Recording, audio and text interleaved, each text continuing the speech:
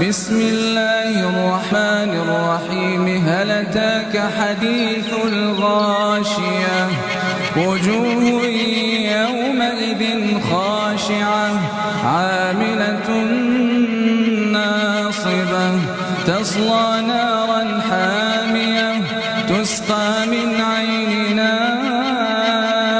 آنية ليس لهم طعام إلا من ضريع لا يسمن ولا يغني من جوع.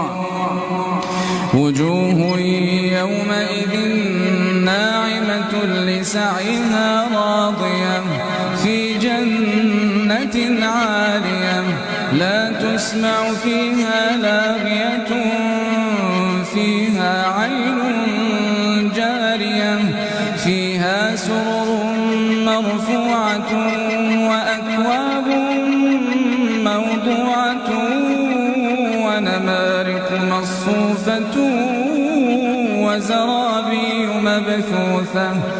أفلا ينظرون إلى الإبل كيف خلقت وإلى السماء